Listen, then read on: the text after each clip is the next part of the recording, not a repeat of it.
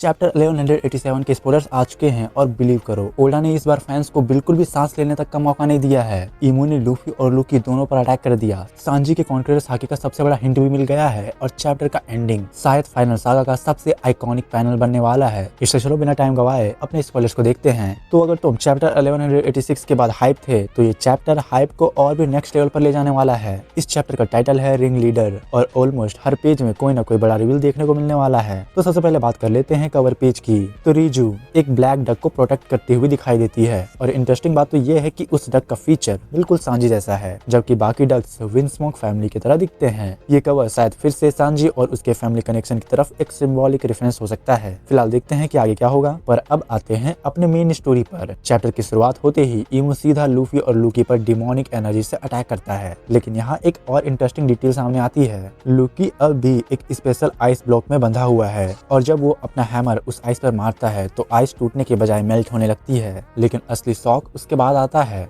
Emu पहले Lockie के chest पर एक टाल्किंग फ्लेम क्रिएट करता है और फिर एक जाइगेंटिक ऑरा स्वॉर्ड समन करके एग्जैक्टली उसी जगह से लूकी के बॉडी को पियर्स कर देता है और इस अटैक का नाम है स्टिग्मा, जिसका मतलब होता है डिमोनिक स्वॉर्ड। और सच में यह नाम काफी डेंजरस फील दे रहा है। पर ध्यान देने वाली बात यह है कि इमू की पावर सिर्फ डिस्ट्रक्शन नहीं, बहुत प्रिसाइज भी है। उसके बाद जोरो और सांजी की फाइट दिखाई जाती है और इसी बीच बैटलफील्ड्स दो और पार्ट्स में डिवाइड हो जाती है। जोरो का सामना होता है सोमर से और सांजी डायरेक्टली किलिंगम के अगेंस्ट फाइट करने लगता है। लेकिन सांजी की फाइट में एक बहुत बड़ा मोमेंट आता है। बैटल के दौरान सांजी को इस कॉपर गावान की बात याद आती है। गावान ने उससे कहा था, अगर तुम सच में चाहते हो कि लूफी पायरेट किंग बने तो खुद एक किंग बनो। और ये डायलॉग सुनते ही फैंस के बीच में एक ही डिसीजन शुरू हो गया है कि ओडा फाइनली सांजी के कॉन्करर सागे का सेटअप कर रहे हैं। वैसे अभी तक कुछ कंफर्म तो नहीं हुआ है, लेकिन हाँ इतना जरूर लग रहा है कि ओडा फ्यूचर में सांजी को बहुत बड़ा पावर अप देने की प्लानिंग कर रहे हैं। फिर आता है चैप्टर का सबसे हाइप मोमेंट। एंड में लूफी फाइनली गियर 5 में इमू के सामने खड़ा हो जाता है और उसे देखकर इमू कहता है, so you have finally appeared Joy boy.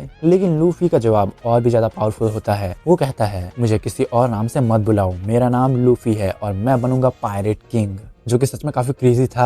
ऐसा लगता है जैसे ओडा ये क्लियर करना चाहते हैं कि लूफी जॉय बॉय की कॉपी या रिकार्नेशन नहीं है, वो अपनी खुद की पहचान के साथ पायरेट किंग बनना चाहता है। और एंड में चैप्टर का लास्ट पेज बस एक ही लाइन के साथ खत्म होता है, सेंट नोरोना Imu versus Monkey D Luffy. और बस नाम देखकर ही समझ में आ रहा है कि फाइनल सागा का सबसे बड़ा फाइट ऑफिशियली शुरू हो चुकी है। अब देखना ये होगा कि क्या लूफी पहली बार इमू को सीरियस डैमेज दे पाएगा या इमू अभी भी अपनी असली पावर छुपा कर बैठा है। वैसे तुम्हारा क्या मानना है, क्या सांजी को कॉन्करर साकी मिलेगी? कमेंट करके अपनी थ्योरी जरूर बताना। हम मिलते हैं नेक्स्ट स्पॉइलर ब्रेकडाउन में। अगर वीडियो पसंद आई हो तो वीडियो को लाइक करना, शेयर करना और अपने मैंथन भाई के चैनल को सब्सक्राइब कर देना।